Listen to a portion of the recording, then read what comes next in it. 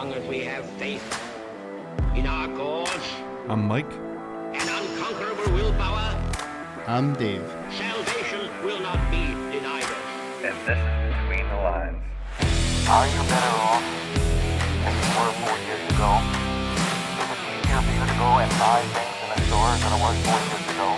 Ask not what your country can do for you. Ask what you can do for your country. And we're back. Hi. We are here. We are here. We are both in Between the With Lines. all land. these freaking cords around, I feel like I'm in a bondage or BDSM film right now. It's like I can't move. I don't know if you can see us from that angle, but yeah, we got if I move right now, something's not going to work. Yeah, we're we have been fortunate enough to be given a recording space, Yes. at least temporarily. So check out the new office. This is our new recording I do space. have some shoulder room. Yeah, like I mean, it's a little bit smaller than what we're used to. Shit all over my monitor. We got kind of a space that's ours now, so Yeah. the lighting's a little bit better. Sorry about the open door. The air conditioning is not currently on. No. So it gets a little warm in here if we don't have the door open. Especially with all our hot air. Yeah, exactly. Wow. So, last week we talked about the most popular The most popular amendment of all amendments. And this week we were going to get into the 4th and 5th Amendments, but some crazy shit happened this week. 50-year-old precedent. 50 years of precedent has been rolled back by the United States Supreme Court. Yeah. In a landmark decision. Was it 6-3 or 5-4? 6-3. 6-3. Okay, I've read both. I am gonna shut this door just a little. The only difference in the opinion is that Roberts was the only person that wanted to not completely throw Roe out. Yeah. That was the only dissenting. Well, and but before we get into it, check out our old episodes. Go back and listen to the episode on the Third Amendment. Go back and check out all of our previous stuff. You can find us on Facebook at PA Between the Lines. You can find us on Twitter at the BTL Podcast. Don't forget to like and subscribe if you're watching on YouTube. That really helps us out a lot if you could like and subscribe. So the same thing goes for Facebook. We have a Facebook group called Between the Lines. We have all kinds of outlets for you guys to reach us and kind of give us your feedback. So on Friday night at 6 p.m., I do my OnlyFans. give them the URL. Give them the URL. I talk about politics while I dance and twerk. You've never mean, seen anything like it in your life. I mean, there's a market. There's got to be a market. Oh, I'm sure there is. There's got to be a market. I'm going after that niche. So anyway, just go back and check out our old stuff before we get into it. So again, starting this week's podcast, we were going to go over the 4th and 5th Amendment, but some crazy stuff happened. Not only did Roe come down though, but there was a landmark case. I can't remember the court notes, but basically it struck down New York's Oh, yeah. Okay. Yep. Permit requirements for concealed carry. For those that are unfamiliar, I'm saying way too much. For those that are unfamiliar, New York City in particular, but New York State in general has very strict gun control laws, and in order to get a concealed carry permit, it was required that you show an immediate need. And it wasn't good enough to say, like you've mentioned before in Philadelphia, they have special requirements for gun permits, which after that ruling At that probably going to time- be. Yeah, at that time it was... I didn't have much trouble, to be honest with you.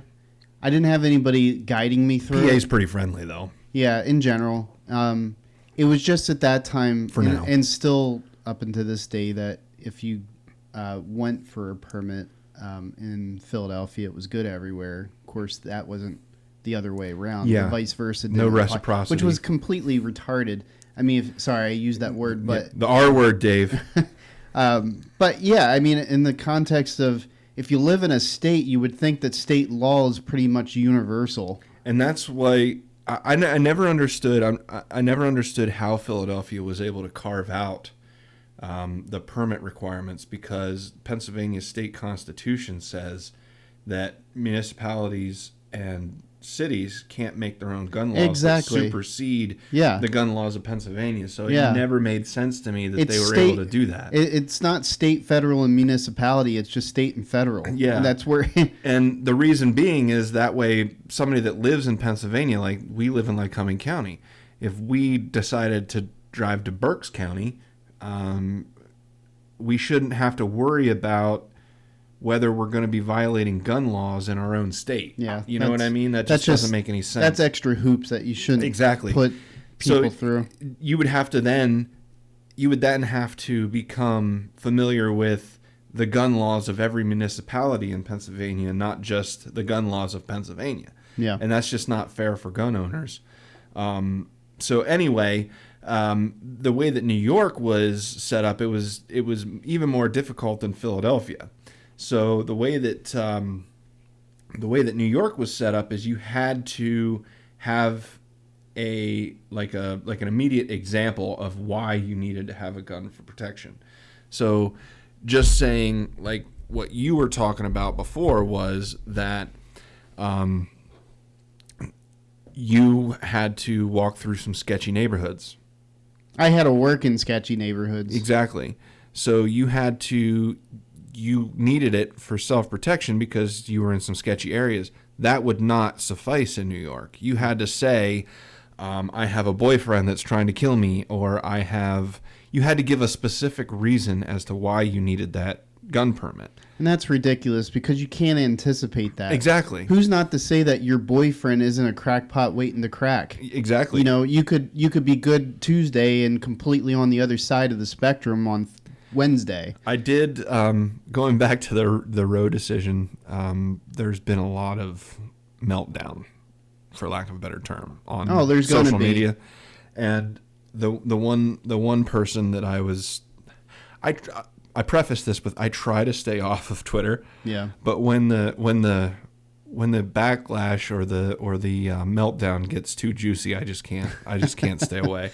I'm addicted to that stuff. But anyway, this one lady was saying, well, now I've got to be afraid all the time that I'm going to be raped and because I can't have an abortion, this, that, and the other. I says, well, the Supreme Court also just made it easier for you to carry a gun. So why don't you just go buy a gun? You'll be safe. That is the weirdest logic I ever heard. Because you can't have an abortion, you're more afraid of rape. Yeah. What is the correlation between more afraid of rape and abortion? The one person that I was arguing with was saying now they made, essentially with the end of Roe, it's making women forced to be pregnant.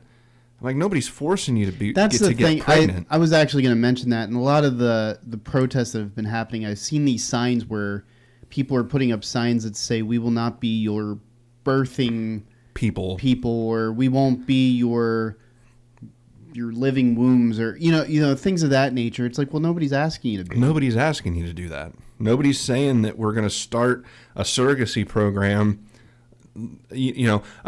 Selective surrogacy instead of selective service. Instead of drafting, we draft women to that's insane. That's not the way that. Now, if you're out there protesting because you feel that the laws should be expanded more to allow for that option, I can understand that. And that's the point, though. I don't mean to interrupt, but that's the point. Is the courts didn't say that abortion, you have no right to abortion. It did, but it doesn't say anything like that. All it's saying is it's up to the states and it's up to Congress. Well, it's not up to the courts. So the actual what started this all was the Dobbs Jackson Women's Health Organization case. Yes. There was a gestational act that was passed by Mississippi that stated that 15 weeks or the third, what is that, right before just the second... after the third trimester, starting into the We did the math this morning when I was arguing with my wife about it. Gotcha. So that being said, is that they established that 15-week marker was basically correlative to the whole heartbeat. And this was all based on research. This was not based off of some willy-nilly, hey, we're just going to put a marker or a point or a thumbtack in this point and say, hey, this is what we're going to go with. This is based on a number of research, or a lot of research that's been done on this topic. So anyways, long story short, they established in their law that they were going to deny any abortions past 15 weeks. Not entirely, just past 15 weeks. So in light of that, it was confirmed by the 5th District Court, I believe, that they were in violation of the constitutional provision based off of 14th Amendment establishment and all this 4th Amendment establishment, that it was in violation of those precedents. That's what pushed it to the Supreme Court. And then the Supreme Court looked at it and realized that the case law, so there's 2 or 3 things that are looked at in the course of when the Supreme Court does something like this. They look at previous case law, they look at tradition, and I forget what the third is. I'd have to look it up real quick. But there's a couple of things that they use as litmus test when they're looking at if this qualifies to be ruled against or ruled in favor of.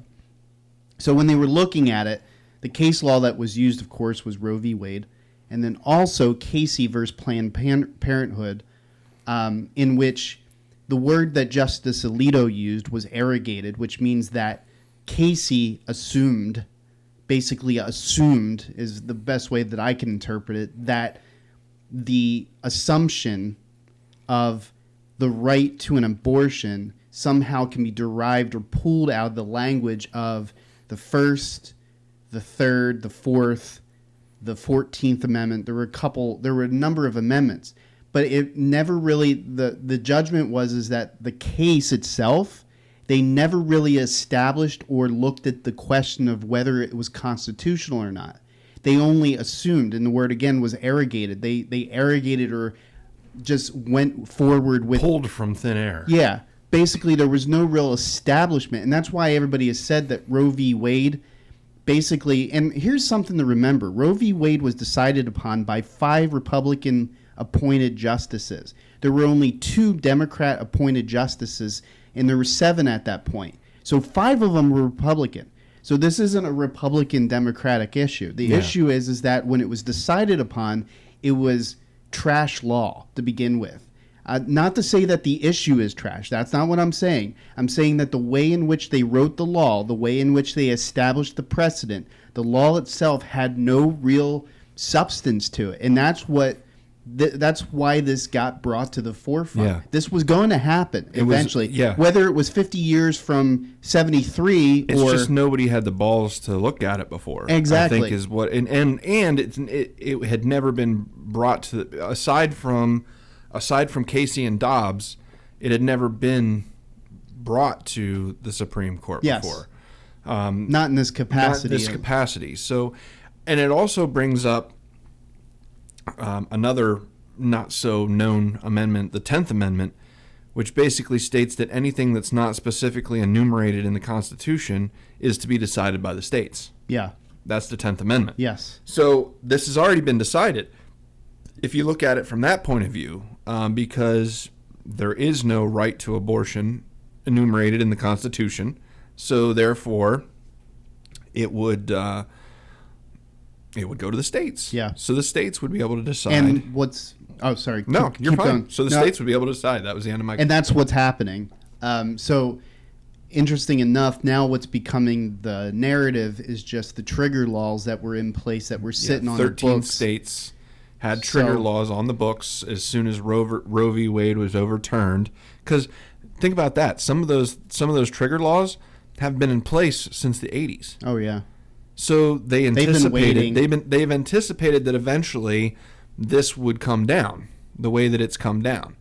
Now, I, as an independent person, as a I really don't like the term libertarian, because that's even libertarians are kind of crazy in some aspects when it comes to these kind of things. I believe in a person's right to bodily autonomy, but at the same time, you're talking about a very sensitive gray area, because at what point does the child in the womb get bodily autonomy? Yeah. That's what we're talking about. And on the left, they believe that there is no bodily autonomy for the fetus. It's a virus. It's a parasite. It needs a host. Therefore, it's not a person.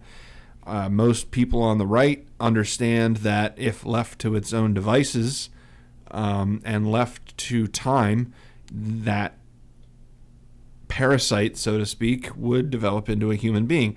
I made the correlation: if you kill a tadpole, are you not killing a frog? Yeah. Yeah. It's not. It hasn't yet grown legs and arms, but if you kill that tadpole, you are killing the frog that it would turn into. Yes, it is different than an adult child or a grown child or an adult human being or a teenager. But it's a good analogy, because a tadpole, if left to its devices, would turn into a frog. So when you kill a tadpole, you are essentially killing the frog it would turn into. Vice versa, when you kill a fetus, you are killing the child that it would turn into. So at what point do we, and I think that's the argument that we're going to have to have. Yeah. We're going to have to have this debate. At what point is that fetus autonomous? At what point, at some point you can pull that fetus, and it happens all the time, premature birth, where it can survive on its own. It still needs to develop, but you certainly can remove it from the womb and it will survive. And I think that, ironically, is right around 18 weeks, where it can viably. I'm not a doctor. Not a doctor, so forgive my ignorance if I'm wrong. I'm nothing more than a Central Pennsylvania redneck. I'm Dr. Nick. Hi, everybody. My greater point is that that's the debate that we need to start having. Yeah. We don't need to argue, women are now a subclass of citizens, because they're not. I respect women. I love women. My mom's a woman. Jeez. So, I mean, my wife's a woman. My sister's a woman. I care about women. It's not that. What needs to happen now, in my opinion, is a 34th Amendment. Yeah. I think what has happened over the last 50 years, because 73, so 2023 would be the official 50th anniversary. So what has happened over the last 50 years is that the argument has been carried by the fringes. And what I mean by that is that legal precedent can't exist within the realm of fringe ideology. It can't. And I don't say fringe to belittle what either side is saying with regards to it. I say that only because real legal precedent, in other words, a law that can be adequately applied and equally proportionate to both sides of the living space in terms of ideology and people that live in this country, it has to take a middle road. Legal precedent cannot be a fringe precedent. It has to be. How dare you? I know, right? Sorry. But yeah, even like with climate law, you brought up Mrs. Greta there. Yeah. The point is that there's a balance to climate law. We can't just be these people that say, we're just going to pump everything out of the earth and we're going to spill it into the oceans and we're not going to give a shit about any of it. And, we can't be those people. To that point, I little bit of a rabbit trail here. I watched a video yesterday about climate change, and the CEO of General Motors was introducing the Chevy Volt, and she was bragging on the news. You can find this on YouTube. I encourage everyone to go look this up.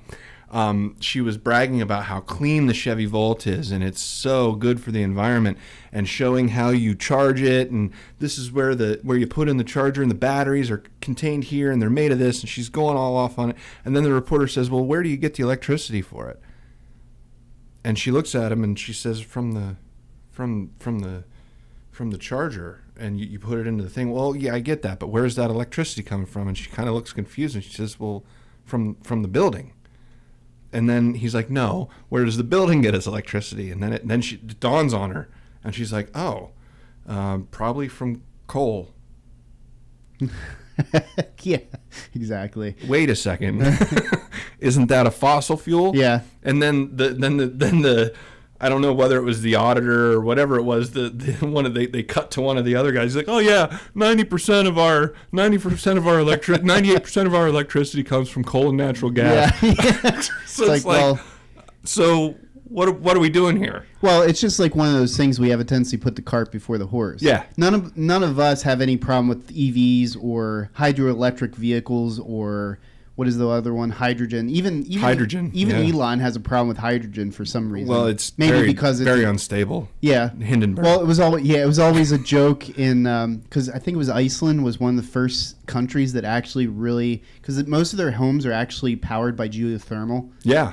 So but also which is genius. Is genius to use what's available to you instead of making out of what's not there. But that being said, a lot of fuel cells were in use during like the 60s and 70s in cars and such, and everybody would make a joke about one day we're just going to see Iceland just blow off the map or something because all the cars just blow up at once or whatever the case be. But nonetheless, neither here nor there. Yeah, rabbit trailed again. But the point was, the fringes. The fringes. So now again, you can be a person conservatively believing. You can believe that life starts at inception. On the other end of the stick, you can believe that life starts nowhere. Yeah. Essentially. But somewhere in between is where the law has to rest. Otherwise, the law can't adequately be applied. And so what happened in the way I look at it is that the 22 weeks that was established as the marker point within Roe v. Wade? I'm not familiar. Okay. But anyways, we'll look it up. But there was a time frame in which that was marked, and that was one of the reasons why the Gestation Act of Mississippi was brought to the forefront, because it established 15 weeks instead of 22 weeks. So it was basically rolling back a precedent, or an established precedent of time frames. So basically, a lot of the reason and why this got to the Supreme Court is because in their mind, it was a direct violation of allowing somebody to have an abortion between that 15 to 22 week, time frame. So it just, what it does is it brings up the question as to whether or not we've really talked this out, whether we've really established any substantial, reasonable claims as to when life begins. Because, in order for the left and right to exist within this country, we have to have some kind of a norm. We have to have a norm. Now, that doesn't mean that we throw away what our personal beliefs are with regards to it. I don't believe that. If you believe that life begins at conception, then continue to believe that. I'm not asking people to throw that out the door. On the other side of the stick, if you're a nihilist and believe that life is futile and there's no point to it, then fine, go ahead. Believe that life doesn't begin anywhere and it's just pointless. That's up to you. That's your decision. But in order for you as to be a citizen in the U.S., you have to subscribe to laws, and in order for those laws to have equal application. So I don't mean to interrupt, but I looked up the Roe v. Wade, and it appears like they didn't set a week limit in Roe v. Wade. It made an exception to allow states to ban abortion post viability. Okay. So after the fetus is viable, you weren't allowed to. States would be allowed to say, after the fetus is viable, you're not able to abort. They can. The bans would be legal. And wasn't it something like 22 weeks was like? That's the thing. That's why Roe v. Wade was a bad precedent, because viability has changed. Yeah, exactly. The point of viability now is as early as 10 weeks. You know what I mean? Depending upon the circumstances. If a woman has a horrible miscarriage or something along those lines, and the fetus is still viable, they'll save that baby. And I've seen records of as early as 10 weeks that baby being saved and being able to be viable. Exactly. So that was the kicker of Roe v. Wade, is as science and medicine progresses, the age of viability or the limit of viability has reduced. Yeah. So at one point, 20 weeks was, when a baby was considered viable, because that was when it could survive outside the womb. As we progress in medicine, that number gets lower and lower and lower, to the point where, eventually babies are going to be made in test tubes. Yeah. Well, I mean, again, it just comes back to that discussion of that we've never had a discussion. They had entire fields where children were no longer born, but grown. Is this the Children of the Corn? The Matrix. Oh, yeah. That, well, everything that we look at as utopian and dystopian, ends up being kind of the way that things gravitate towards. We seem to be living in some weird dystopian parallel universe. I think, I'm just going to throw this out there. This is going to be weird to some people, but I really do believe in my heart of heart, when they fired up CERN, they ripped a hole in the space-time continuum, and we're in some alternate reality. Call me crazy, call me Alex Jones, whatever you want. I don't like them putting chemicals in the water that turn the friggin' frogs gay. You know what, Alex? Do you understand that? I do understand that. You can call me whatever you want, but when they fired up that Hadron Collider and had no idea what they were doing with these particles, I really do believe that they sent us into some weird alternate parallel universe, because I never would have imagined we'd be where we are on either side of the coin. Well, it just goes to show that we're existing. What's happening, what I'm seeing, I actually pulled up some research from Pew Research. All right. Pew, pew, Pew, pew. pew, pew. Do you know what's in a pew? A rectory. Right church, wrong pew, Dave. Yeah. I got to get a... So Pew Research, they did a study back in March of this year. So this is pretty recent. Pretty dang recent, like 3 months ago. Recent. So anyways, the main part of the research was, how do Americans differ by party and age over ways to reduce the number of abortions in the U.S.? I don't know how many people they actually talked to, but Pew's pretty solid. Yeah, I mean, they're pretty independent. Yeah, for the most part, You know. yeah. I mean, most of the stuff that comes out of there is pretty statistic based and whatnot. Yeah. Anyways, Yeah. They're fair. So, the common thing that they looked at, the first thing was Republican men, Republican women, Democratic men, Democratic women. So about 7 to 10 Republican men say passing stricter laws would reduce number of abortions. Fewer than half of Democratic women agree. So, but here's the interesting thing of the people that they interviewed. So going down to Democratic women, which was of course the one group that didn't believe that laws would necessarily lower abortion. Still 45% of the ones that they interviewed felt that stricter laws would reduce the overall number of abortions in the country. Democratic men were still over the 50% mark at 56%.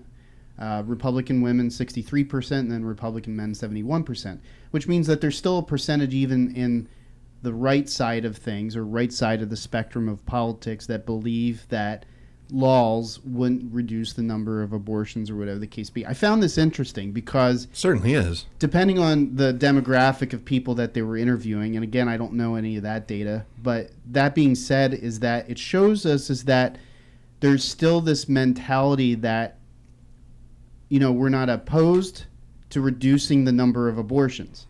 That's what this tells me. It tells me that people are not opposed to reducing the number of abortions, but they don't believe, generally speaking, as you go from right to left, they believe less in the viability of a law to be able to exact that kind of an outcome. Yeah. So that being said, when you look at it, the actual statistics, so going back to 1973 to present, so you see this dip, this rise and dip. So 1990 was the peak of abortion season. Oh, wow. 1.6 million abortions happened in that year. When Roe v. Wade was decided upon in 73, it was estimated, I think it was like 600,000 or so. We currently, in 2022, are at the same level that we were in 73 almost. And mind you, another statistic, in 1973 when Roe was decided, 30 states had laws outright banning abortion. Yes. No abortions whatsoever. In 30 states. Yep. And we were still at the level that we were at today. So, you know, that only one state allowed abortions generally. Yeah. And that was New York. Yep. New York was the only one. There were 3 states that allowed it pretty much any time. And most, you know, you do the subtraction, that would leave about, I don't know, 10 states, 13 states, something around in those numbers. Math is hard. But around in that, the other states banned abortion with the exception of rape, incest, and threat to the mother. Gotcha. Which, you know, I really do believe that there should be some exceptions. And I was going to bring that up, but I want to talk about this real quick because this was an interesting sub part of this research that they did. So one of the other questions that they asked as part of this is they asked 2/3 of Americans, what do they say? So 2/3 of Americans say more support for women during pregnancy would reduce the number of abortions. So I don't know what percentage. They're saying 2/3 of Americans. I don't know what 2/3 constitutes in ratios. Anyways, they're saying that more support for women during pregnancy, such as financial assistance or employment protections, 65% of those interviewed said that would probably reduce the number of abortions. And then you go down the list. Expanding sex education is 60%. More support for parents, such as paid family leave or more child care options, 58%. Passing stricter laws against abortion, which is what we first talked about, 57% is the overall percentage where they sit at. And then 57% at the bottom of that number of questions, making it easier to place children for adoption into good homes. I think that's a big one. Exactly. But what interested me, just not anything specific here, but just that people, despite their strong support, ding, apparently we have an update, but despite all of this information, all these questions that were asked, and despite or in spite, what am I supposed to say? Despite or in spite? In spite of the sheer level of support for abortion rights, there are still a predominance of people that are recognizing that there are means by which we can reduce abortions in the country, which means that people would be open to these options if they are explored to generally reduce that. Now, here's where I'm going with this. We're ever so closely approaching a country that's on the brink of recession. Mm-hmm. We're slowly entertaining. We're more and more entertaining administrations, especially the one currently, that, in my estimations, have little to no concept of economics. I'm sorry, but this country right now is being led by economists. I got to the Senate 180 years ago. So we always talk about economics 101. Well, they're economics kindergarten. They're not even at 101 as far as I'm concerned. So they need to step up their game a bit, because we apparently, as an administration, I say we because we're just as much guilty for allowing these people to do what they do. But, you know, they believe that they can just dish out money, dole out money to Ukraine, dole out money to everything under the sun that has nothing to do with the quality of life within the spectrum of the United States. I'm not against giving money to other people, but when you're floating a $30 trillion deficit plus whatever it is now, when you're still talking about spending, where you're still talking about giving money to, you know, and then you're sitting there and talking out of the other side of your ass cheek about people that can't afford to live. And I read a book a while back ago called Nickeled and Dimed. And it basically talks about how the common person in the United States who doesn't have like a college level education is forced in some cases to work 2 to 3 jobs just to make ends meet. And it was just a review of how middle America, and I'm not talking about people that live in the center of the state. I'm talking about just people that live in middle income areas, low to high middle income areas, how these people are fighting to stay above water. So, you know, in my estimations, if they really want to solve, you know, bringing abortion down, then we need to start electing people that know how to run finances in this country, that know how to use that money towards some of these programs. Like, you know, we would mention about adoption. I think adoption is something that's been totally and wholly ignored and unexplored on so many levels. It's not to say that we don't have agencies that pursue it. It's not to say that there aren't companies that don't make that their focus, but from a federal level, from an administrative standpoint, from a Congress level, from a, you know, from any level that we have legislatively, it seems like it's completely off the books. Like it's not even explored on any level. Like it gets no attention whatsoever. But yet two-thirds of American, based off of research that was done as early as 3 months ago, is saying that if we put time and effort into developing these resources, we would see an ever shift. Now, here's the interesting thing. Again, going back to the fact that we've dropped in 1973, we were at 600, however many thousand abortions, to now we're back almost to a flat line with where we were when we started. It tells me that there's a shift in culture. Yeah. Or maybe it's just too expensive to get them. I don't know. I wouldn't think that would be, especially when you have organizations like Planned Parenthood that'll do it for nearly nothing. And there's organizations like a lot of Fortune 500 companies have come out and said that if you live in a state that doesn't allow abortions, that they would pay for your travel costs to go to a state that does. Exactly. Now, I will say, I think it was Missouri. Missouri's trying to pass a law that says if you go out of state to get an abortion, that's illegal. That I don't agree with. That's stepping over the boundaries. Now you're violating somebody's freedom of travel. Yeah. You have a right to go to whatever state you want to go to for whatever reason you want to go to that state. We don't have borders, quote unquote, when it comes to states. If you're an American citizen, you can go from Pennsylvania to California, and you don't have to give a reason why. Yeah. So any law like that, I'll gladly stand next to you and fight tooth and nail to make sure that doesn't happen, because I believe in a person's freedom to do what they want. Exactly. But I also believe in the state's rights to choose whatever they want. So if you don't want to have abortions in Missouri, that's great. Don't have abortions in Missouri. But if somebody wants to travel to California to have one, that's their prerogative. Coincidentally, Missouri was the first trigger state. It makes sense. So it was within, I think they said within 6 hours of Roe v. Wade's decision, the governor sent a letter to Senate, enacting or putting into place or enforcing the law. Because it's been sitting there for decades. So I guess,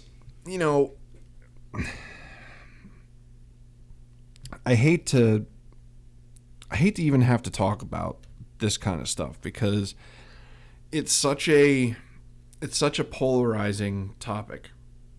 When it comes to abortion, it's so polarizing, because I agree with somebody's bodily autonomy, and I do believe that if there's exigent circumstances, that you should be allowed to seek medical treatment for those exigent circumstances, i.e. rape, incest. I would even say if you're under 18, there'd be certain provisions, that make exceptions for under 18 and things like that, because bodily autonomy is very important to me. Oh, yeah. And being able to dictate what happens to your own body and what happens to your own health is very important. And I hope that everyone out there that was arguing vaccine mandates were a good thing is listening, because we're now on the other side of the coin. Exactly. And I disagree that somebody should be able to put a needle in my arm against my will. Yeah. The same thing would go is if I don't want to have a child as a woman, which I am not, so I can't understand that decision, but I can at least grapple with the fact that I do have children, and I don't want any more children, but I have one. But I guess the point that I'm trying to make is I don't want to take that choice away from anybody. Exactly. But I don't believe that Roe was the right decision. And that's what I think that's the discussion that's not being happened, and it's not going to happen for a while until things need to calm down. The yelling voices stop. Well, one, I can understand though, because these think about it this way, and I always try to tell anybody that's anti-abortion, think about it think of how you feel when people try to pass gun laws. Yeah. You feel like your rights are being stripped away, and you're being told what to do and how to do it, and that's not right. If you put yourself in the shoes of these women, they feel the same way. Exactly. They feel like a right to choose their own path is being ripped out from beneath them. And I can totally get on board with that.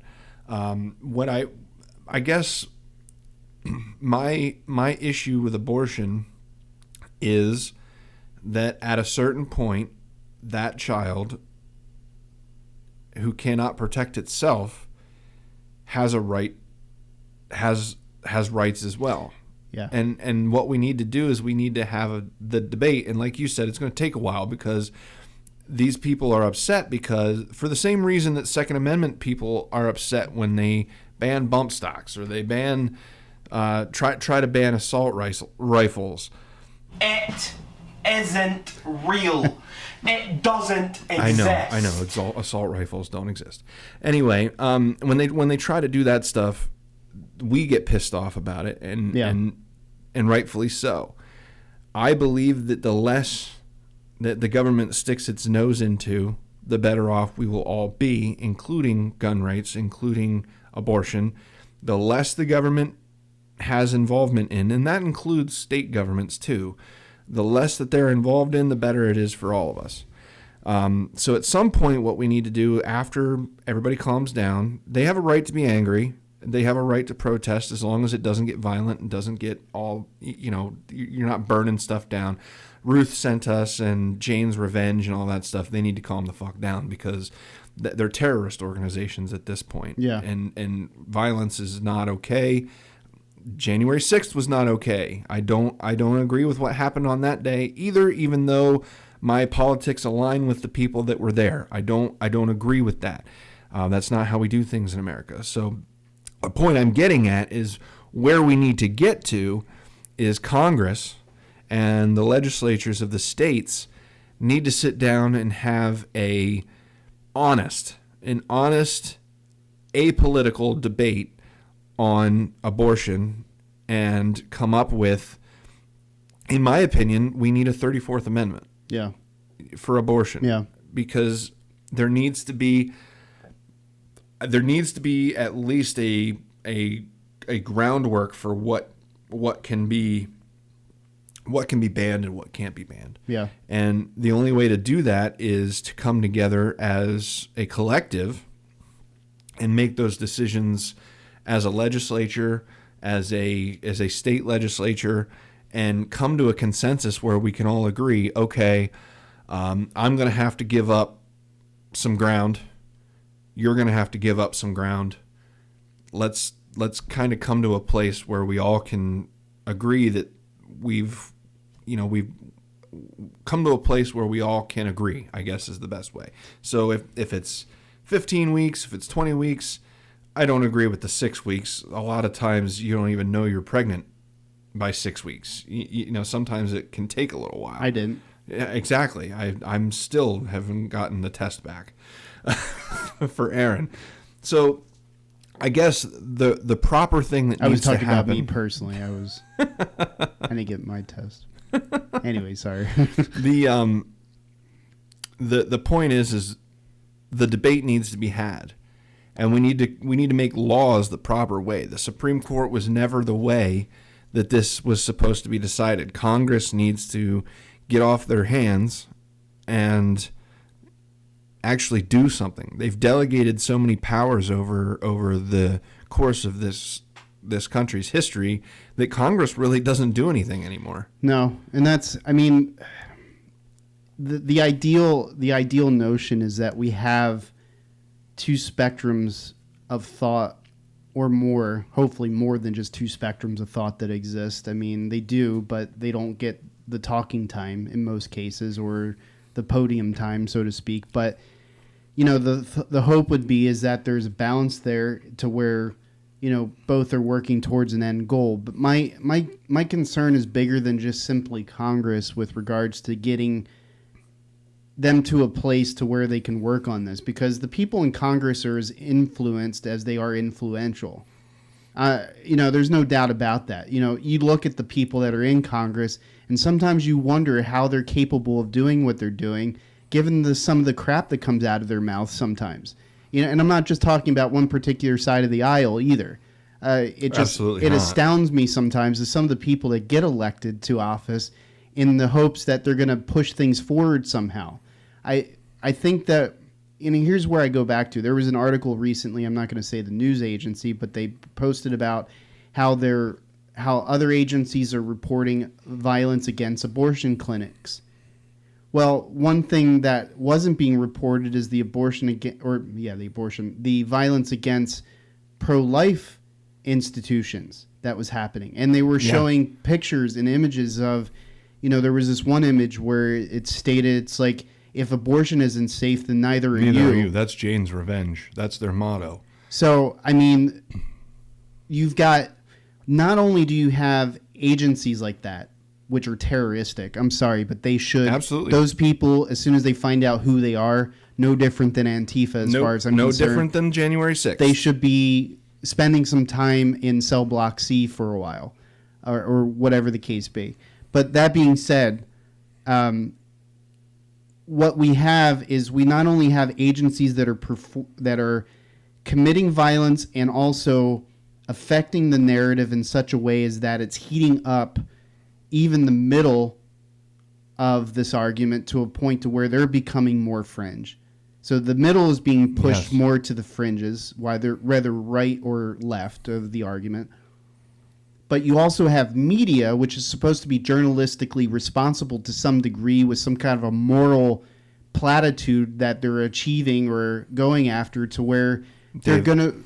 Dave, that's why we started the podcast. Exactly. That's why we did. And that's why many have started different venues of communication to discuss this. But the point is that you have the media, which is basically just talking about one group committing violence against the other group that they support, but never talking about the vice versa of that. Yes. My concern is Fox News ever going to report if there's violence against an abortion clinic? Or are they only ever going to report if there's violence against a pro-life group? Organization? Vice versa. Is CNN only ever going to report if there's violence against an abortion clinic? Well, they're mostly peaceful. Yeah. You know, like the riots were that everybody seems to not believe. Firebombing a pro-life center is mostly peaceful. Oh, yeah, it's mostly peaceful. You know? But it does go both ways. Yes. It does go both ways, because any violence against an abortion clinic is also, it's wrong. Violence is violence. It's what it comes down to. Now, if you're defending yourself, that's a different type of violence. That's different. That's a necessary evil. That's not just... Martin Luther King was right in that the proper way to address these things is through peaceful protest and discussion, not violent reaction. And he lived his life by that and was murdered. Yeah. But he was right. He was absolutely right. And his one thing that he said that always stuck with me is that, I'm paraphrasing here. I know I'm going to butcher it, but he says, if you live your life by the means of good and evil, then you don't have to show people the right way. They'll see it on their own. Yeah. And what he meant by that is if you remain peaceful and you remain calm and you show the wrongness of something, that people will be more inclined to look at it and understand what's going on because you're peaceful, rather than if you hold a gun to somebody's head and tell them that they have to think this certain way. They're not gonna accept that as easily. People can differentiate the difference between right and wrong pretty easily when they see it. Yeah. So Hopefully. if you stay peaceful and you show them peacefully right and wrong, you can let the facts speak for themselves.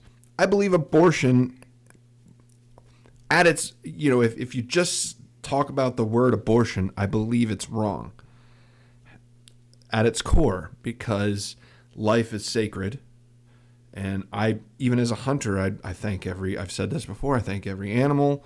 I feel bad every time time I take the life of an animal, because life is sacred. And I feel that children need to be protected in that way. On the other side of the coin, I keep saying this, I do believe there's exceptions to that rule. The same way that life is sacred has its exceptions. If somebody's trying to kill me, my life is sacred as well. So if somebody's trying to kill me, I would rather it be their life that be taken than mine. So therefore, the exception to life is sacred is if you're trying to kill somebody else, then your life no longer has as much value, because you're trying to steal away life from somebody else.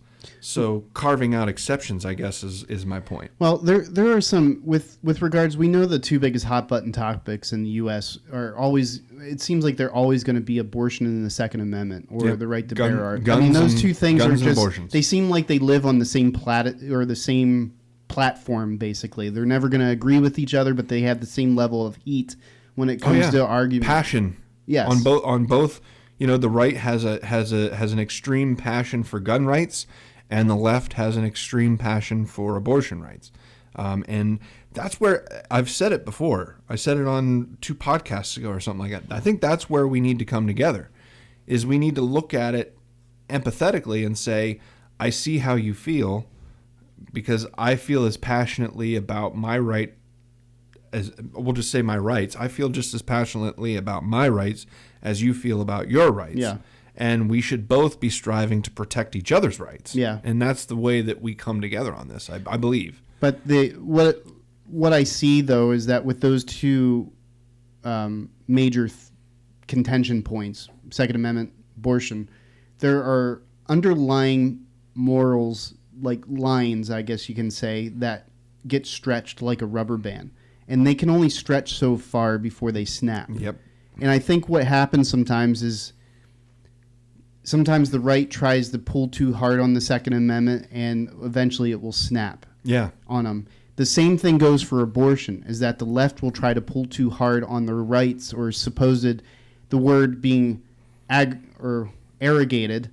They assume that abortion, just everything that they could imagine that abortion applies to, it's that assumption piece. Yeah. Just like sometimes, you could have, and this is an extreme, but again, that guy that was arrested in Washington that was sniping people out of the back of his truck. DC sniper. The DC sniper. In his mind, for some reason, it was okay for him to employ his Second Amendment right in a fashion that was completely antithetical to what the Second Amendment was even established for. Yeah. You know what I mean? Absolutely. So you can take an ideology at its core and stretch it so far that it becomes antithetical to what it should be. Well, I think even Second Amendment advocates don't really understand the meaning behind the Second Amendment. Yes, the Founding Fathers did agree that every citizen had the right to own a firearm, but it was for defense. Yeah. The government, if now we often use, the Declaration of Independence says right in there when a people I'm paraphrasing again because I don't have it in front of me, but when a government becomes tyrannical, the people have a right to alter or abolish it. When they say that, they did believe that revolution was a right of a governed people when things get so bad. However, if they really truly believed holistically in a citizen that holds its government accountable at the barrel of a gun, then they wouldn't have created laws against sedition. Yes, which happened very early on. It was John Adams who passed the Sedition Act. Yeah, and that he was the second president. So it was within 10 years of the country being founded that they already made sedition illegal. So I guess the overall overreaching point is yes, we believe that we have the right to defend ourselves against a tyrannical government, but that's the right to defend yourself. You don't have the right to take your guns out offensively. Yeah. And just start. You don't have the right to take your gun to the Capitol building and try to force changes in legislation at the barrel of a gun. That's not what the Second Amendment is about. The Second Amendment is about, okay, if you're going to come for me and my family, you're not going to have a good day. And that's why the powers of Congress were limited too. That's why the power of the president was limited with regards to declaring war, because it was not ever to be used in a fashion that was to be seen as empirical. Yes. Or, building empire. And that's what always used to drive me nuts with. We heard more of it, I would say, during the 70s, 80s, and 90s. Like during around that period of time, you heard the empire language that was going on, especially. But I mean, like during the end of it kind of started with Reagan, like when we got involved with the Iran-Contra issue, and then it kind of spiraled into the 90s when Bush was in charge, and Kuwait, and thank goodness it was only a 7-day event. But the point is then when it boiled down to George Bush Jr., we started really questioning, it's like, what are they doing with their power to be able to declare war? Yep. Because, how long did he spend trying to identify weapons of mass destruction in the Middle East and came up like almost completely bone dry on that? For lack of a better term, they just flat out lied. Yeah. They lied to justify. Here's what it was, just to throw it out there.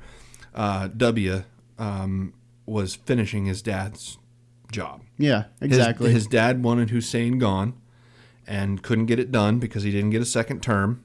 If he would have gotten a second term, they would have went after Saddam.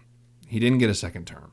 So Bush used 9/11 as an excuse to go after Saddam in Iraq, even though it's been proven there were no weapons of mass destruction and there were very vague, loose ties to Osama bin Laden and the terrorists that took out or did the 9/11 attacks. So he was just, all it was him doing his daddy's dirty work is what that was, and I don't agree with it. So they used a facade, basically they used camouflage to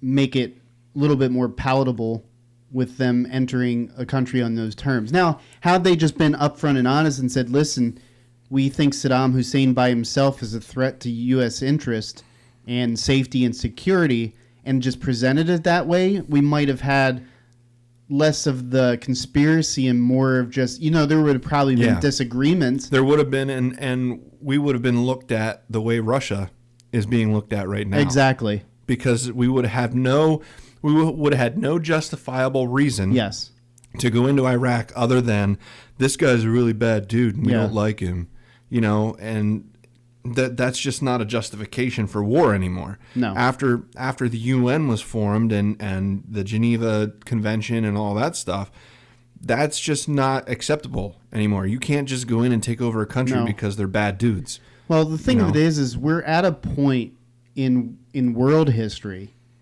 and not to get too far off topic here. I think it all ties in. But we're at a point in world history where lines have been pretty steadily drawn.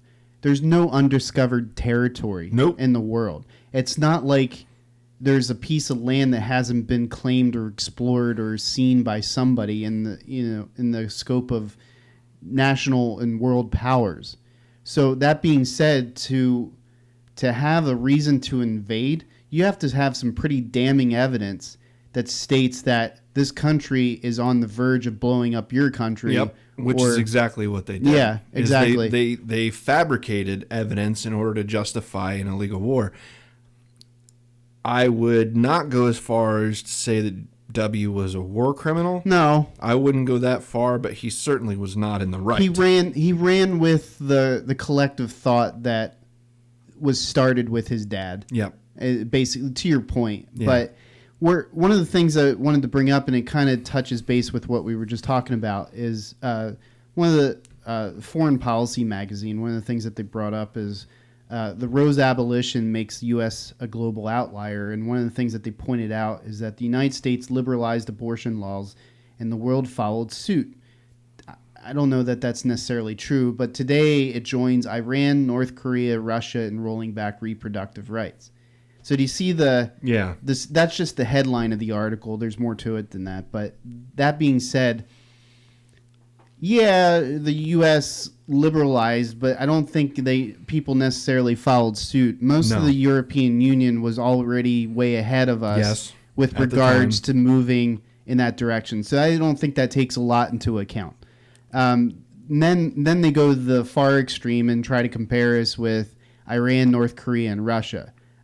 No, not even close.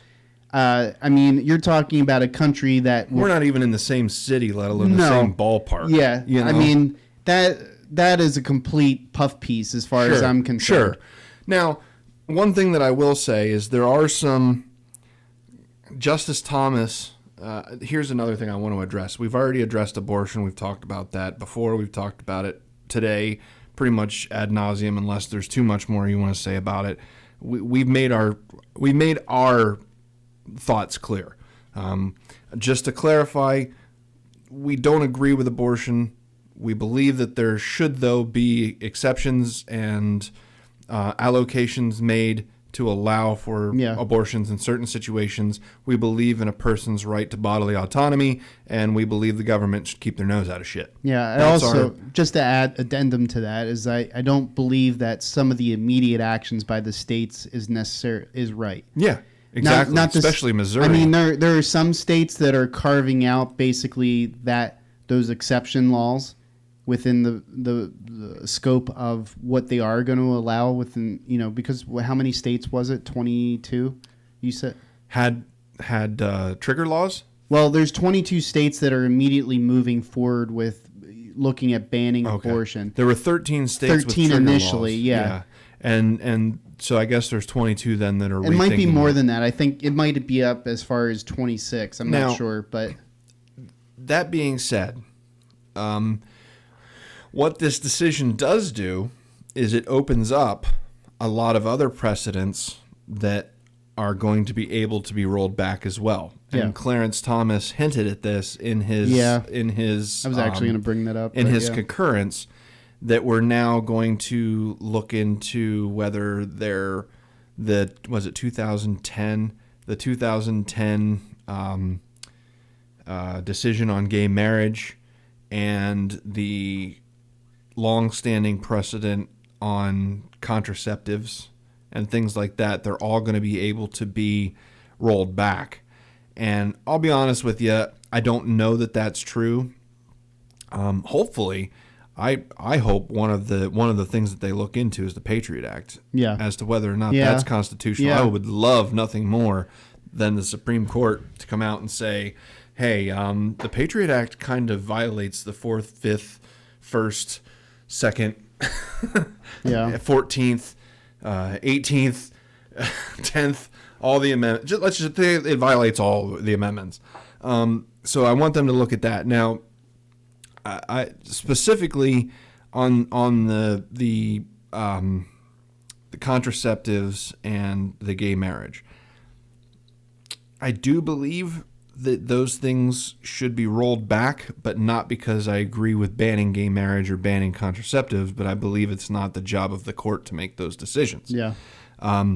I will wholeheartedly stand against any state that tries to ban contraceptives or ban gay marriage. Yeah. I believe that it's the pursuit of happiness. That it's right in the Declaration of Independence. I may not agree with gay marriage or homosexuality on a religious standpoint, but I don't dislike anybody because of it, and I don't discriminate against anybody because of it, because I also believe that my religion teaches me to mind my own business, and I'm not supposed to be the judge of other people. Yeah. Well, I think too, I mean, one of the things, again, it just goes back to how we started this conversation, is how the fringes can't be the modicum or the medium by which we pull our legislative standards from. They can't be. We can't pull legislative standards from the right, and we can't pull legislative standards from the left. It has to be a balance point. There has to be a center point. There has to be a focal point. There has to be some place where we come to meet at, that we say this can be a justifiable law that applies to all equally, and it doesn't restrict anybody in any kind of biased way. And that's what the law is supposed to be. Every law that's written is supposed to be written with the intent of not being biased towards anyone. Really, is what it comes down to. And again, some people might disagree with me on this, but people on the religious side, on the Christian side of things, will say that this is a Christian country. Well, they might have had morals, but in the grand scheme of things, the laws were not written respective of any religion. The laws were not written. The laws of the United States are not the Bible. No. I mean, I'm not saying that to be disrespectful. I'm just saying that because you can't live in this country with other people if suddenly, Sharia law becomes the standard. No more that, the Bible becomes the standard for laws in the United States. Would some look at that as, an affront to Christianity? I'm sure somebody would look at that as an affront to Christianity. I'm a Christian myself, but I recognize that in the state, you cannot, in the United States, you cannot legislate morality. No. The moment that we try to legislate morality is the moment we go down a slippery slope. And, here's the point, is that the left has their own morality, the right has their own morality, and never the two shall ever meet. And in order for the two to meet, to be able to conduct business and trade and to live in the same country, the same neighborhoods, we have to have laws that are equally respective of each other's ideology to a point. Yeah. Because the left can't go to their nth degree and the right can't go to their nth degree. Because if we allow them to, then we have anarchy and chaos in the United States. Quite literally. Because we know as well as anybody is that there's wackos on either side of the aisle. There's complete wackos on every side of the aisle. But in order for this country to move forward, there has to be a center. But more than that, with regards, you were saying about how it's come to light with regards of, whether there's going to be precedents that are going to be looked at in light of the fact that Roe v. Wade has been now overturned. I think, to your point, I think we need to look at the precedents that have established governmental oversight. I think that's step one. I think in my estimations, that's step one. If you want to really get to the root of the problem of where this country is going, is that you need to get us back to where we were when 1776 rolled around. That's where you need to get us to. And I'm not talking pre-13th Amendment. I'm not talking... Yeah. I'm talking that getting us back to what the original intent of what we the people and all men are created equal really was supposed to mean. Because whether or not the Founding Fathers interpreted that as slaves being, equitable individuals or equal individuals doesn't matter. They were wrong on all accounts with regards to how they interpreted that. How we interpret it today is that all men are created equal means all men and women are created equal. Yeah, and that's another thing is men, when they say men, they're using a euphemism for mankind. They're saying they should have said humans. Yeah, but they didn't. It was a general understood. They didn't term. talk that way back then, so they didn't think that they had to clarify, because when they say all men are created equal, Maybe they didn't mean women, maybe they did. But in my interpretation of the Constitution, when they say all men are created equal, they're saying that all mankind is created equal. Yeah. Not men as in anyone with a Y chromosome Exactly. is created equal. They're saying that men as in the collective, the capital M men, means everybody. I mean, if you want to update the language in the Declaration or the Constitution to state that all humankind is created equal, or clarify it at or least. clarify it, Yeah. that wouldn't make any hill of difference because it's what it already means. Exactly. I mean, it was never intended to. Now, granted, we had to go through the process of establishing women's suffrage. Yep. Which, was what, 1923 or Because in the Constitution they interpreted it. It says able-bodied men, of the age of 21, which originally was the voting age in the United States. It wasn't. It took a constitutional amendment to lower it to 18. But because at one point they interpreted it as, because it says in the Constitution, qualifications for voting is men over the age of 21. So they interpreted that as men. Whereas if you go by our interpretation of all men are created equal, meaning humankind, it was already in there. Yeah. So they had to clarify. So maybe we need an amendment to clarify that all humans are created equal. Well, go. No, you're fine. The fact of the matter is cultural values and political opinions will obfuscate how a person interprets anything. So, and that's what it boils down to, is that there were cultural values that were prevalent in that time and frame of thinking that were so prevalent that they caused the common mass majority of people to believe that this is what this meant. And that's why it was taken to the nth degree, when in reality they were cultural values that had no basis. Yeah. They had no basis when it comes down to it. The whole women's suffrage thing should have never had to happen. Yeah. The whole abolition of slavery should have never had to happen. None of that stuff, even though it is there and explicitly stated, it should have never had to happen. But it's like we talked about, I think it was last week. Laws are not put in place in light of what things are right now. They're put in place in light of what things could become or what could happen. So if in your thinking, in the stretch of your thinking, however far that goes, from left to right, from east to west, from north to south, however far your thinking goes, if you can anticipate that at some point the government could use such and such whatever law or whatever precedent to negatively impact its citizens, then you put the effort and time into constructing verbatim that explicitly denies, because we talked about that too, that the United States Constitution is uniquely different in that it denies what the government can do as opposed to what it provides to its people. Yes. Most to repeat it, most other constitutions, I think ours is the only negative constitution in the world. And thankfully so. Thankfully so. But other constitutions essentially outline what the government is supposed to provide to its citizens. Our Constitution is unique in which it says what the government cannot do to its citizens or deprive its citizens of. A perfect example is the First Amendment, Congress shall make no law. One of the common misconceptions is the separation of church and state, but all that really means is Congress doesn't make its own religion or something along those lines, or deny the practice or force the practice of religion. Because that's what the monarchy did. Yes. The monarchy made the Church of England the Church of England. Yep.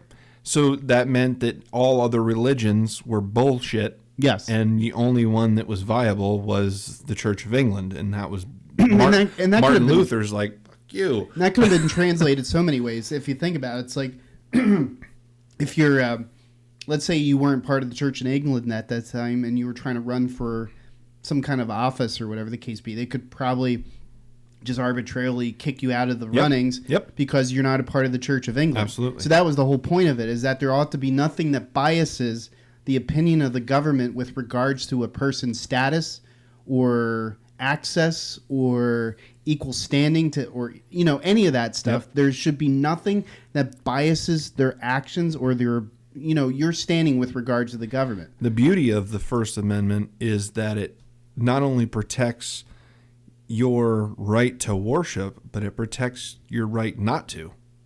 If you don't want to practice religion, yes, you are absolutely free not to. Exactly. You have every right to be an atheist. You have every right to be a theist. That's right. It just means that the government cannot establish a religion. It doesn't mean that religion has to be wiped from the surface of the country. It just means that Congress can't prefer one religion over another. It can't promote one religion over another, but that doesn't mean that you can't have senators that are Catholic, or you can't have senators that are Muslim, or you can't have senators that believe in the flying spaghetti monster. Exactly. You know what I mean? That you have the right to believe whatever you want to believe and practice those beliefs however you see fit within reason.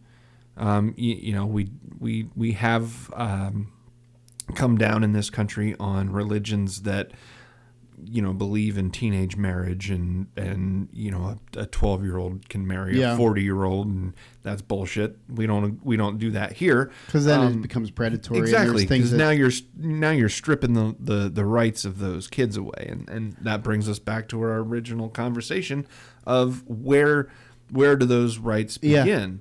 And that's the discussion that needs to be had. I think of Devil's Advocate, that movie with Keanu Reeves and Al Pacino. Do you remember the first case? Hooah. Hey, man.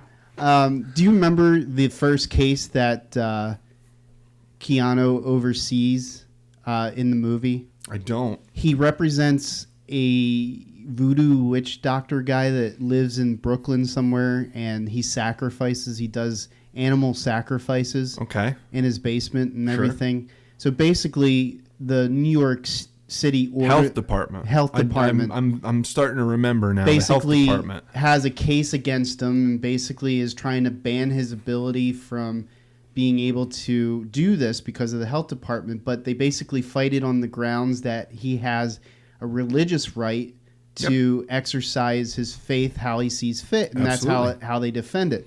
Why that is so poignant of a point in regards to what we're talking about is that if we don't have guardrails that are put far enough out, we don't have enough space to really talk about stuff. Yeah. I think in the context of because you're going to have atheists and theists. They're going to talk to each other. But if you ban atheism, what kind of conversation is there ever going to be? Well, it's like... You know what I mean? It's like what Jordan Peterson always says. Freedom of speech... Without freedom of speech, you can't even have thought. Yeah. You can't even have an educated discussion, because without the freedom to say things that can be considered offensive, then you don't even have the ability to talk things out. Exactly. Because if you're constantly worried about offending people, then how are we ever going to tackle these hard issues? You're not, because these issues are very difficult to talk about. So people are going to get offended. Whether it's me, I get offended when people say that gun rights are baloney and stuff. That offends me. But we have to have that discussion. I'm willing to make some concessions. Yeah. The gun control bill that just passed, that's another thing that we haven't talked about. The red flags. The red. I hate red flag laws. Luckily, we live in a state that doesn't have them yet. Pennsylvania has no red flag laws. I hope they never do. But everything else in that bill, I really didn't think was all that offensive. They're higher scrutiny. I think one of the things was more scrutiny on background checks when you're under 21. Yep. Okay. And providing funds for mental health facilities and mental health programs. Great. I'm all for that. What I don't like is when you have no due process, and red flag laws do. Yeah, red flag laws violate your 4th, Fifth and 14th Amendment rights, because what happens is they end up, you go to a judge and somebody says, oh, this guy's dangerous according to me, and he needs to have his guns taken away. So then they come in, they take away your guns, and then you go to court and try to fight for your guns back. That's not the way that it's supposed to work. No. In this country, you have a right to face your accuser. So if somebody says this guy's too dangerous to own guns, you need to be able to stand in front of them in the courtroom and argue to the judge that they're full of shit and that I'm perfectly capable. And one thing that is good about it is when they do decide the red flag laws, whether or not to take somebody's guns away, they consider multiple things, not just what the other person said, but they look at your criminal background, they look at your things all the way down to how long ago the gun was purchased and things like that. So there are some provisions in there. I think though that what needs to happen is that if we do anything, if there's a red flag law that's enacted, then what needs to happen is that person needs to be taken in front of a judge, and then the judge needs to interview that person, and the judge can then decide after the due process has happened whether or not that person should be able to retain their firearms. If we go to that standard for a red flag law, I really don't think I would have a problem with it. And I think that's because that's no different than how we combat any other crime. Well, it's good that you bring that up, because red flag laws are something that's new. Yeah. I mean, very new, but they're not, it seems to me, like just from a superficial look at them, is that they're not being defined and articulated as clearly as they should be. And that's my problem with them. But there again, that goes back to why Roe v. Wade was thrown out, is that it wasn't specifically articulated, it wasn't established, it didn't take into consideration the other half of the argument in a lot of ways. Whether or not it was a Republican-led Supreme Court doesn't matter. They were wrong on it. Yeah. They were just wrong on how it was written. We do believe that conservatives can be wrong. Yeah, believe it or not. Every bit as much as liberals can be wrong. Humans are fallible, highly fallible, and it doesn't matter what side of the political spectrum you fall on. You are equally capable of being wrong and being a dumbass just because you have an R in front of your name or a D in front of your name or an L or an I or whatever party affiliation you have. You can still be dumb. And just because you have a PhD in the back of your name, or you have a Juris Doctorate, or just whatever. because you have a doctorate in French lesbian poetry doesn't mean. Where do they offer that? I've been looking for some. But I've seen those. But what my point is that everyone's fallible, and these laws need to be looked at from that point of view. So as long as there's due process in a law, I don't have a problem with it. Now, speaking on the contraceptive bans and the bans on gay marriage and all that stuff, if that ever comes up, I'm going to fight against it just like everyone else. But I don't believe that it was the courts. I don't. The Supreme Court overstepped its bounds as framed in the Constitution when they decided not only the gay marriage decision, but the marital contraception and all that stuff. Again, going back to the 10th Amendment, if it's not specifically in the Constitution, then it's to the states and to the people. So if it's not explicitly listed in the Constitution, then either Congress needs to make a law regarding such things, or the states need to make a law regarding such things. It's not up to the court to say, oh, well, we kind of think that's what they meant. And that's exactly what happens, is that they leave the arguments out there. They allow the last prevailing opinion to become, because that was one of the things that came up in the discussion, is stare decisis, which is basically the idea that courts will adhere to a higher court's precedential standings. So, say for instance, trying to think of a lower court and a higher court. So say like the state Supreme Court of Pennsylvania versus what's our federal district, the 5th? Yeah, I think so. We're in the 5th. Are we the 5th? I think. So you know what I mean though. Federal would federal take precedence over state Supreme Court? Yes, I believe it would. In with regards, depending on what the topic is. That's I get what you're saying. There's a topic of debate on that though, whether because the state Supreme Court should be the final say in that state. Yes.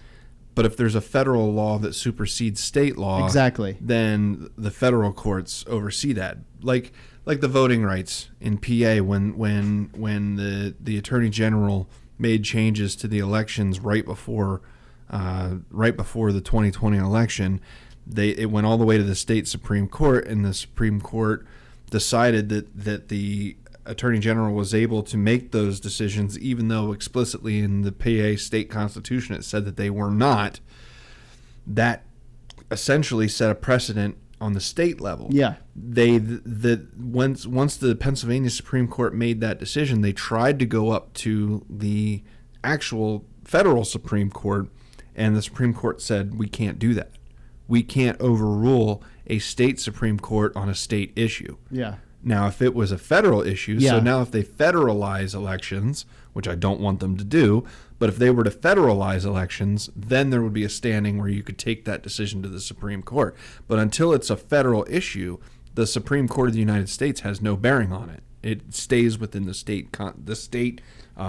Supreme Court. And that's a tug of war. I mean, with regards to, if you're voting for a federal position versus a state position, because should the states have the power with regards to voting in federal, or should the federal have its own laws with regards to when you're voting for a federal individual? You know what I mean? But the whole idea of stare decisis is that it's always been an accepted norm that the lower court will accept or will abide by the precedent that was established by the higher court. Exactly. So what, one of their arguments is that the Supreme Court wasn't adhering to stare decisis, being that they weren't adhering to a private precedent established by an equal Supreme their Court, own court, essentially. And that's what they were trying to get at. But, the whole thing of it is that, I get that to some degree, but if there's enough factual substance there that states that,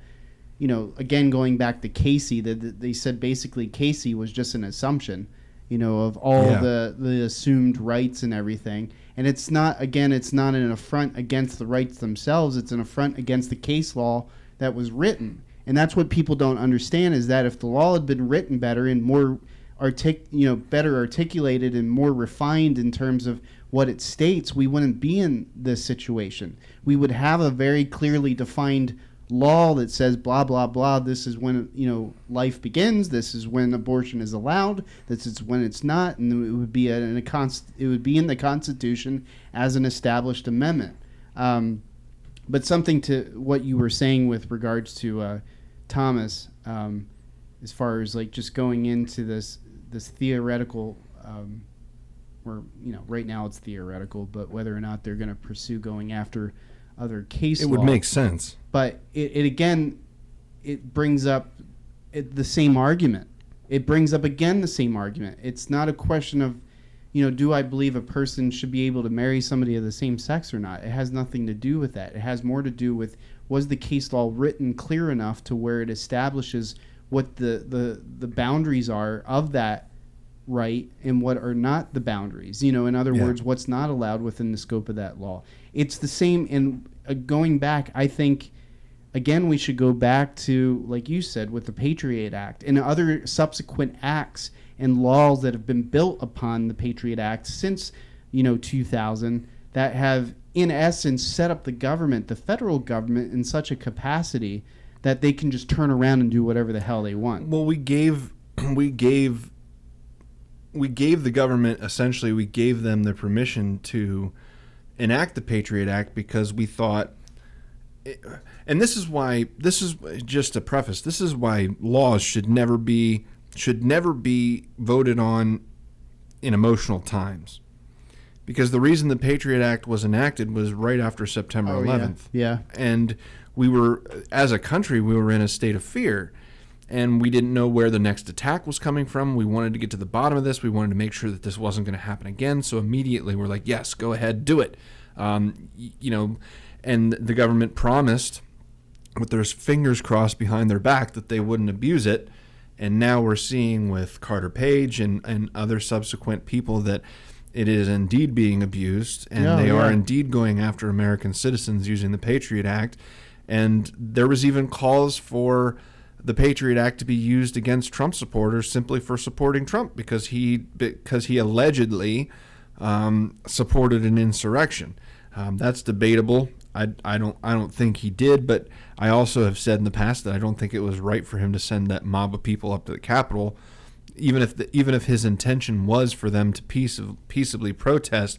When emotions are that high, it's never a good idea to send an angry mob anywhere. Yeah. And emotions were very high. That should have never happened. It should have been the end of the speech. Speech done and over with. Now, it could be debated whether he's responsible for that or not, but I really don't think that was his intention. If evidence comes out otherwise, I'm more than willing to look at it. But my point is that you should never make these decisions in a time of heightened emotion, because emotion should never be part of the lawmaking process. Yeah. It should always be objective. Yeah. It should always be not emotionless, but it should always be what's the word I'm looking for? It should Just always, well thought out. Yeah, it should just be logical and judicial, I guess is the best way to put it. Because, I mean, in essence, if the January 6th committee was driven by a certain agenda, oh, God, not that they are. No. If they were driven, quote unquote, by an agenda, they could, in essence, take the laws that are there already, and you've already stated it, and just go to the nth degree and start utilizing precedent that's been established to say that, well, if you're a Trump supporter or if you voted for him, we're going to go back through the books and look at who voted for him, and we're going to assume that that person, has some kind of ill intent, and then we're going to, blow past their due process rights and all that kind of stuff because they're terrorists. You know what I mean? Which is already happening with some of the people that are being detained. There are folks that have been in solitary confinement since they were arrested with no charges. Yeah, and that's wrong. And that violates, I'll have to look it up, but that violates a litany of things. Most notably, if I look it up, I have my pocket constitution right here. Let's see, where is it? Amendment on trial and punishment, right to a speedy trial. Amendment number 6, we're coming up on that one. In all criminal prosecutions, the accused shall enjoy the right to a speedy and public trial by an impartial jury of the state and district wherein the crime shall have been committed, which district shall have been previously ascertained by law, to be informed of the nature and cause of the accusation, to be confronted with the witness against him, to have compulsory processes for obtaining witnesses in his favor, and have the assistance of counsel for his defense. And a trial by jury says, I don't know where it's at, but there's some place that gives it a time limit, meaning you have a year. I think the law says you have a year to bring charges against somebody, and if you don't have those charges brought within a year, then you're set free. I have to find that, but you have. How can it? I think Congress just maybe passed a law saying what would be considered a speedy trial, but I believe that the can't find the text, but I do believe that what's the word I'm looking for? The litmus test is a year. You have a year to bring charges against somebody, and if you don't, so these people have been sitting for more than a year without even having charges brought against them. And that's not right on any level. Which is, you can if you want to talk about the things that the American government has done to circumvent the Constitution, you could talk about Guantanamo Bay, because that's why Guantanamo Bay was opened. They opened Guantanamo Bay because they needed a place to house these prisoners that they weren't subject to the due process Constitution the constitutional due process afforded to everyone, is because in America we believe the Constitution in our belief applies across the world. So if an American soldier or anything is in another country, they're supposed to abide by the Constitution even when they're there. So we open Guantanamo Bay as a loophole to where it doesn't apply because Cuba doesn't recognize this, that, and the third. And it's a long, drawn-out story, but that's the whole origin of Guantanamo Bay, was so that we could violate due process rights in order to do it. So if you want to do that, then send these people to Guantanamo Bay and show us your true colors. You know what you know what I'm getting at? So at any rate, that's what the Guantanamo Bay was made for, was to circumvent the Constitution, and the Patriot Act kind of does that as well.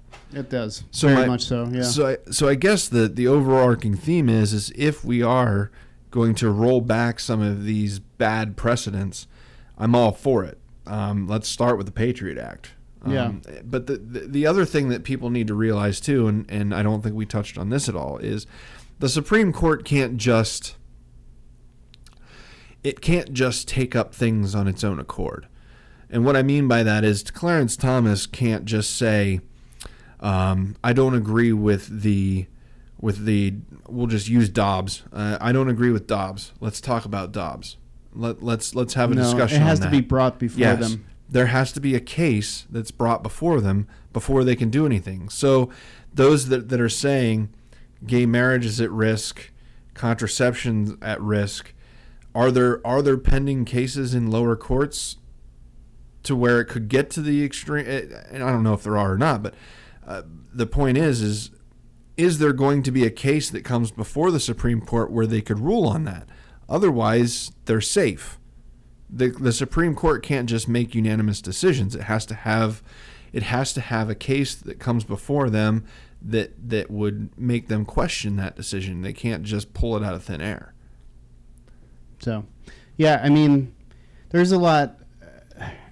I feel like right now our biggest concern is going to be just getting out from under the emotional phase that everybody's going to go through right now, because there's going to be a lot of assumptions thrown around.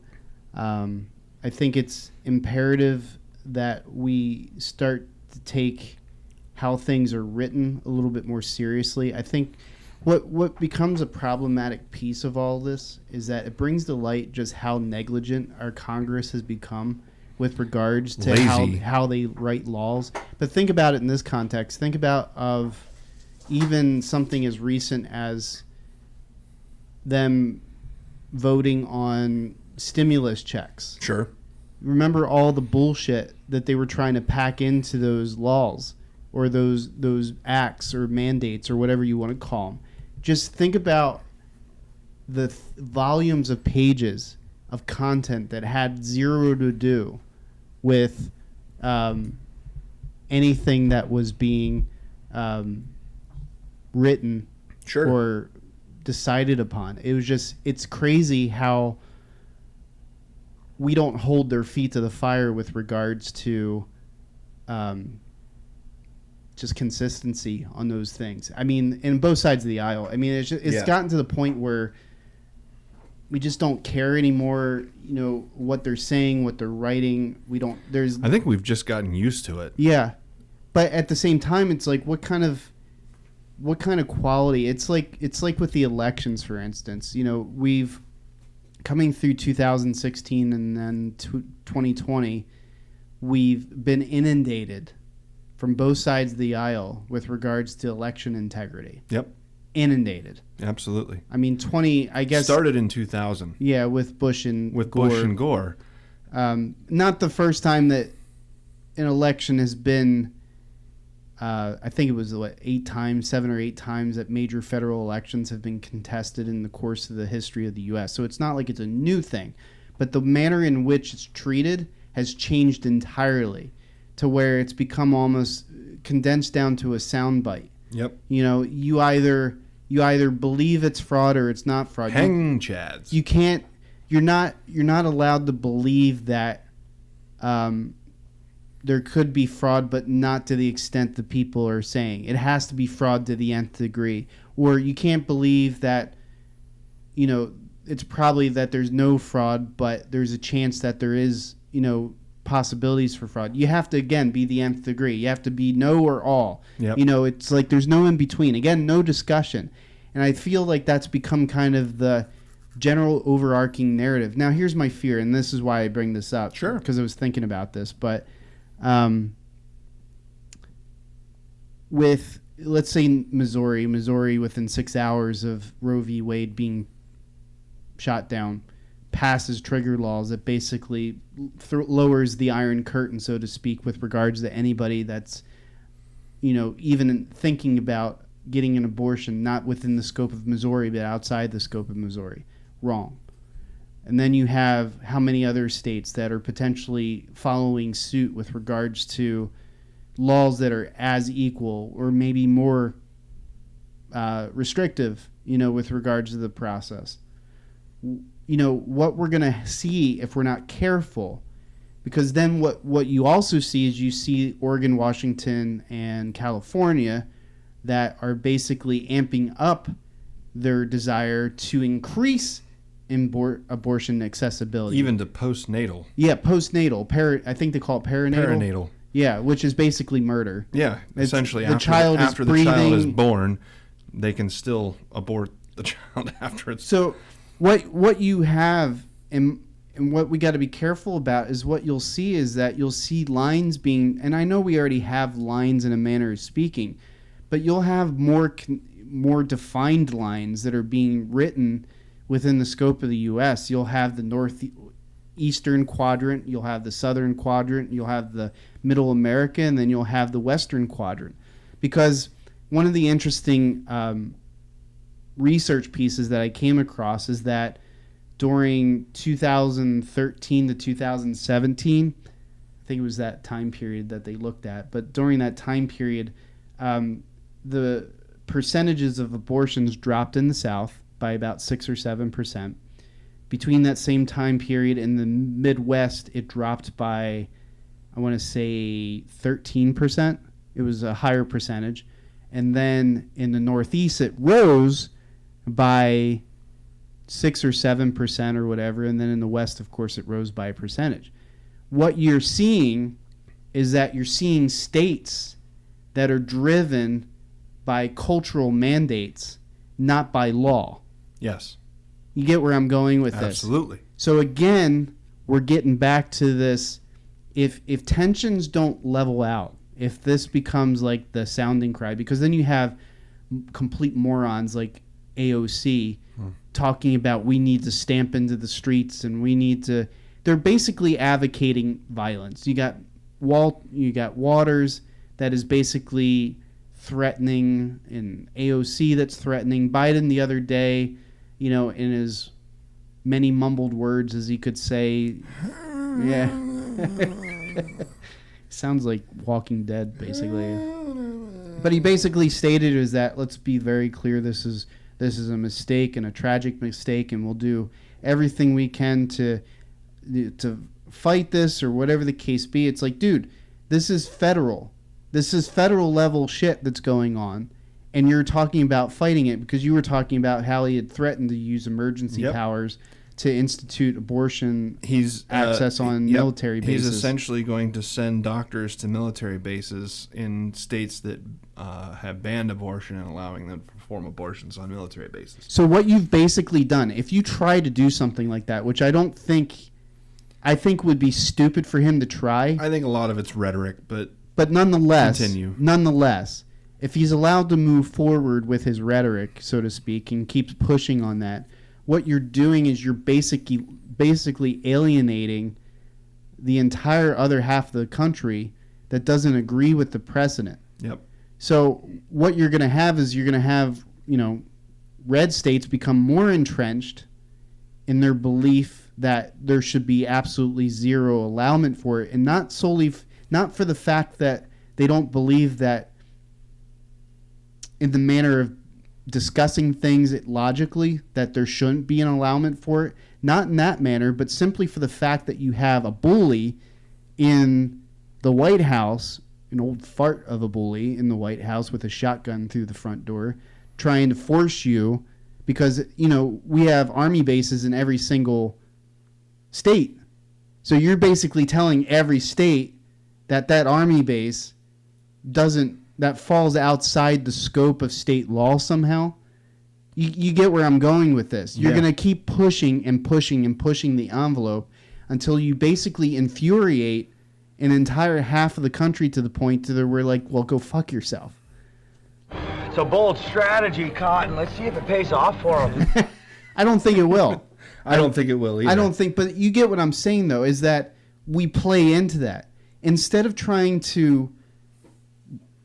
Instead of like going to commercial when Biden starts to, which they should do. They should. The CNN, Fox, all these other news stations, they should exercise some journalistic responsibility and go to commercial when Biden starts ranting off about stuff that really, in the grand scheme of things, does nothing short of cause people to get just right down pissed off at each other. Absolutely.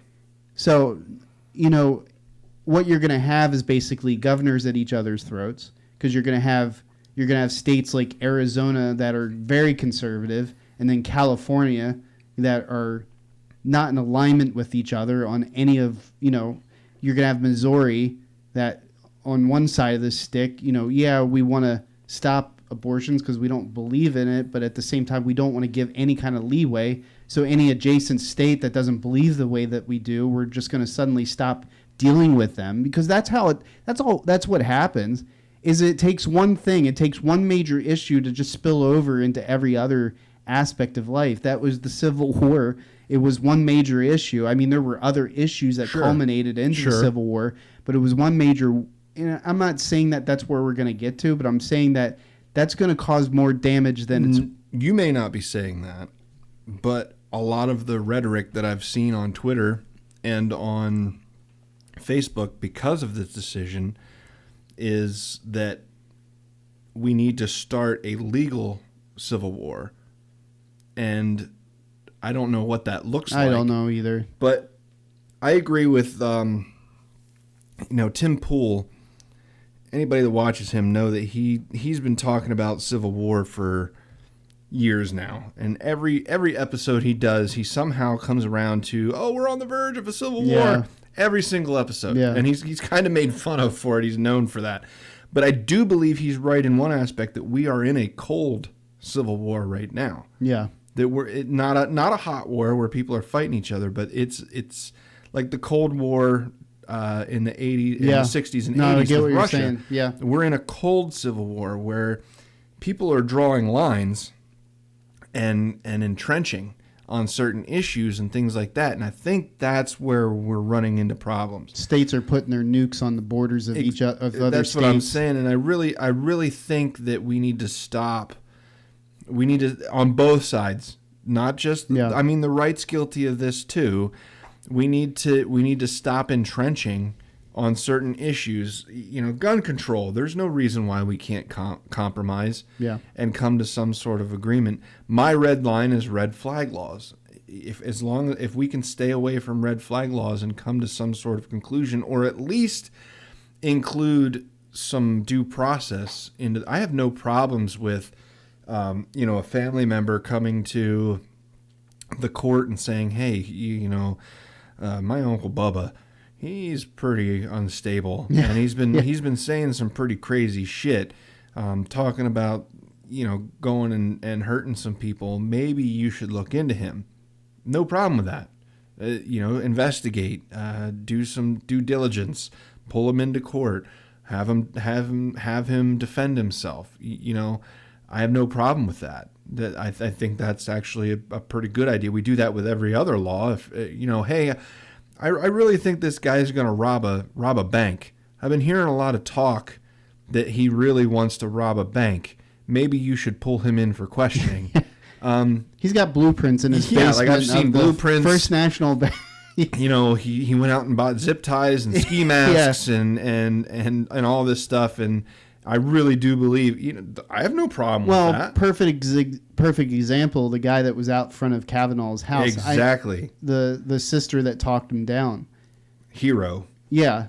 I mean, that right there is a perfect example of what can happen to prevent situations from happening. That's 100%. That was a red flag. In her mind, there was a red flag that of course, this was a pretty extreme situation. He was on the verge. He was on his way or something. He was there. He was Okay. in front of his house. Gotcha. He was in front of Kavanaugh's house. And he saw U.S. Marshals set up in front of, he saw a car parked with 2 federal agents in it. And he kind of walked down the street and called his sister because he's like, hey, and he called her and he said, hey, I'm having some suicidal thoughts and I'm thinking about doing some bad stuff. And she talked him down, and then she hung up and called the police and said, hey, my brother's here out in front of Kavanaugh's house. And they went down the block and arrested the guy. But see, that's a good point too, is that what you bring up is with regards to that situation, the guy having suicidal thoughts. Mm-hmm. So it wasn't simply of the fact that he was driven to Brett Kavanaugh's house. There were other things involved there. So, I mean, that just gives more structure to the conversation with red flag laws. If you do see somebody that's exhibiting issues, mental issues that, let's say, for instance, that person is not talking about shooting anybody, but is demonstrating some severe mental hurdles, whatever they be. That should be a red flag to you on the position that, hey, we need to talk, or hey, we need to go look and seek out help, whatever form that help comes in. It's one of those things where, red flags should just be a common thing that we look out for. It's like, there will always be a left and right, but if the left and right gets to the point where they can't see the fringes of their belief as being wrong, you know what I mean? Yeah. So if a person that believes really strongly conservative beliefs, whether they be religiously motivated or whatever the case be, if that person suddenly starts to see visions of them driving into a building with an AK-47 and shooting people, then they should, if they don't think there's something wrong with that, then there's a problem. And the same goes for the left. If there's an Antifa person that suddenly believes that it's okay for them to drive into the middle of a rally, a pro-life rally, or whatever the case be, and suddenly start shooting people up because, they don't agree with what I agree with. You know what I mean, is that when we get to the point when the middle of the left and right, when middle right and middle left get to the point where they no longer are recognizing the fringe as what they are, then what's the point of a red flag law? It's like you suddenly have a culture that suddenly doesn't see anything as wrong anymore. That's the extreme is really, hopefully we never get to that point, but you get what I'm saying, is that there always has to be a larger voice in the middle.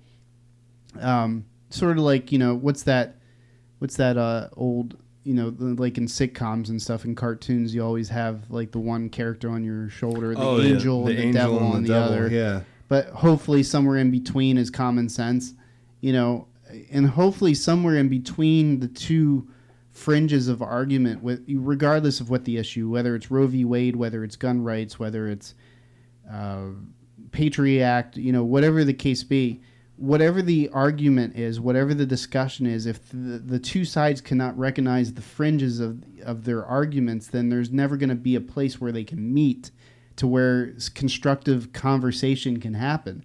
And thus, what we're always going to be presented with is laws that Congress writes that are going to be filled with pork. Because here's my thoughts on pork. Sure. My thoughts on pork is that it's the last attempt by the minority voice to get their last digs in. That's how I feel about it. It's like sometimes it's a minority, usually all laws are to some extent driven by the majority opinion. However, the minority opinion always tries to find a way to get language into the law that, does something contrary to what the rest of the law is really trying to accomplish. So that's because there's no real conversation happening. It's usually that just one party's trying to run with their agenda or the vice versa.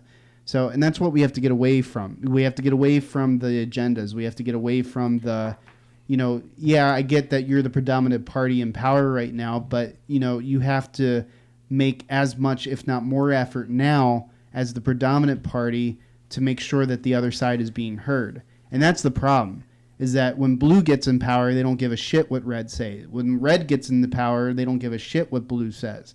And all the people that are in between just basically get glanced over because they don't have enough voice to really get into the conversation. Yeah. You know what I mean? So, well, the problem, I think, goes back to our discussion on cognitive dissonance. Yeah. People believe something for so long that any new evidence, they ignore any new evidence because they're so far invested. And there's a term for that too, the investment ratio or whatever they call it. There's a word for it too. It escapes me right now. I tried to look it up, but I couldn't find it. But it's related to cognitive dissonance, where you're invested so much in a belief that even when presented with new evidence, you refuse to see it because you've already spent so much time defending this belief that you don't want to even entertain that anything else could be possible. It's also the same. This is kind of a funny way to put it, but it happened with Lost. Okay. The TV show Lost. That disappointed every single watcher in the last season. Everybody was pissed off with Lost. But the reason why was people kept watching it because they've already spent 4 seasons watching the show. So even though the last season was horrible, they finished it because they had already invested so much time in it that they wanted to see how it ended. Everybody knew what the ending was. They just kept lying about it. Exactly. So I mean, I use that as an example because that's really what's going on. Is people have held these beliefs for so long and so adamantly that they're not willing to concede on any of the other points, and we need to get away from that. You know what Lost taught us? That disappointment is mutual. Yeah, I hear that.